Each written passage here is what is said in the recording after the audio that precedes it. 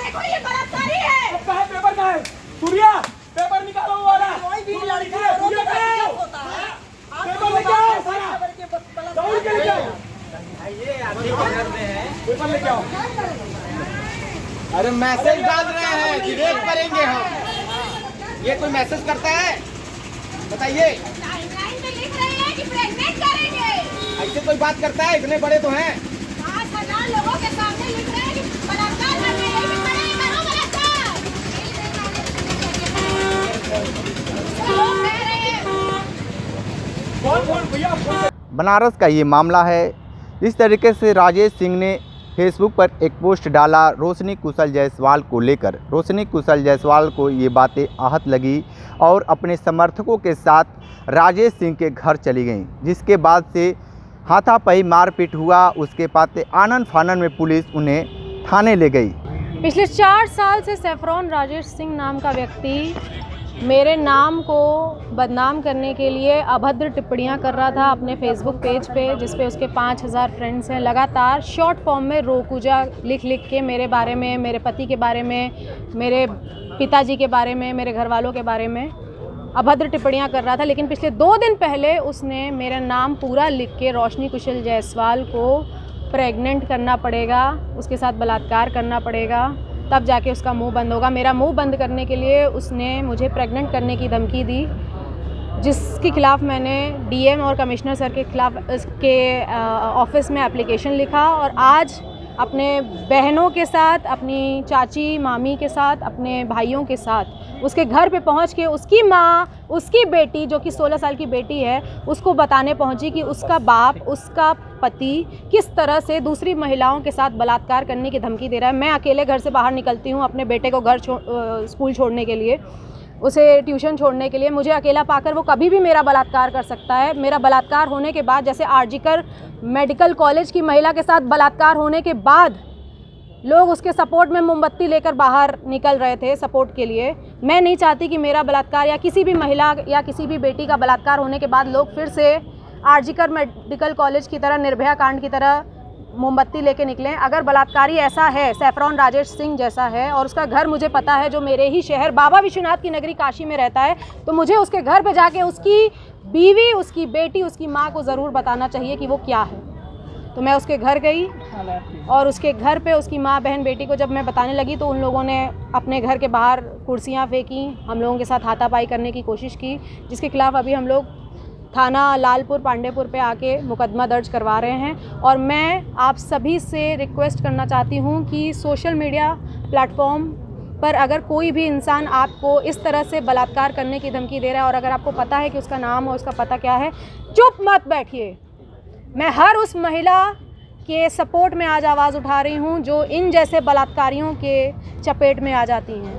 ये कितनी मेहनत से चल रहा है ये पिछले 4 साल से शॉर्ट फॉर्म में रोकूजा लिख के मेरा नाम ख़राब कर रहे थे और मेरे घर वालों के खिलाफ़ अभद्र टिप्पणियाँ, मुझे कभी भी कुछ भी बोल देना कि मैं अपने घर से पैसा लेके दुबई भागी हूँ या मैं ऐसी हूँ, मैं वैसी हूँ, कुछ भी कुछ लिख रहे थे, शॉर्ट फॉर्म में रोकूजा लिख रहे थे। मैंने कहा कि कुत्ता है, भौंक रहा है।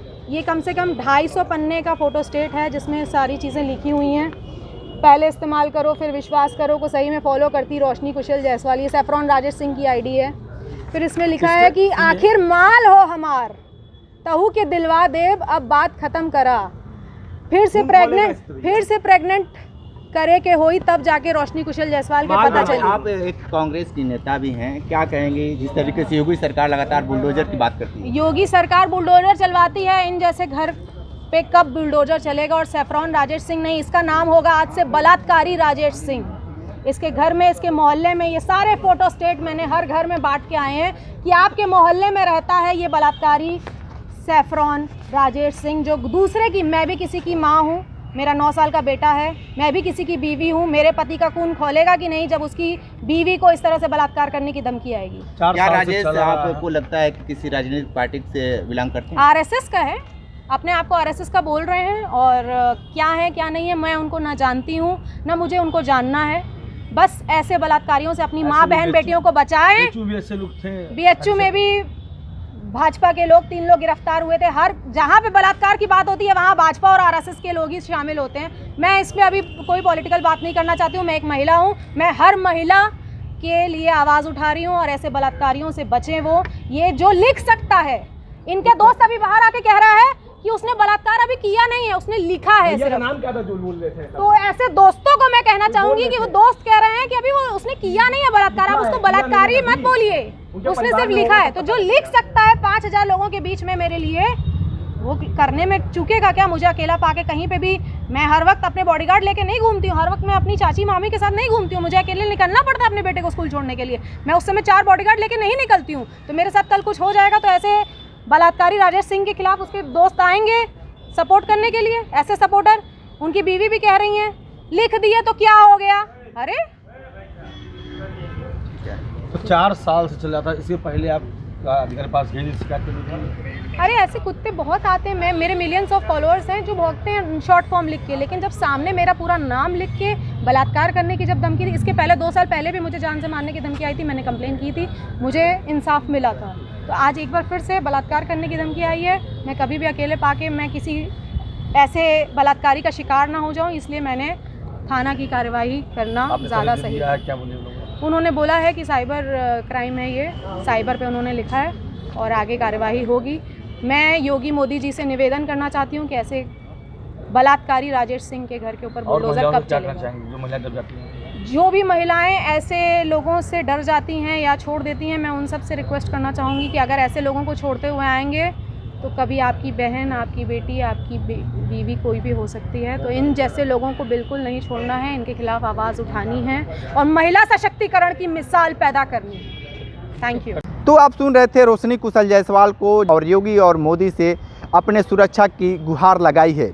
तो हमारे साथ बने रहे न्यूज बकेट के साथ, में दीजिए इजाजत, नमस्कार। पेश है न्यूज बकेट हिंदी मासिक पत्रिका। पढ़ें इस महीने की पूरी खबर विस्तार से हमारे न्यूज बकेट की मैगजीन में। हमारी ई मैगजीन को मुफ्त में पढ़ने के लिए अभी लॉगिन करें www.newsbucket.in पर। इसके अलावा रोज की ताज़ा खबरों के लिए हमारे YouTube चैनल को तुरंत सब्सक्राइब करें।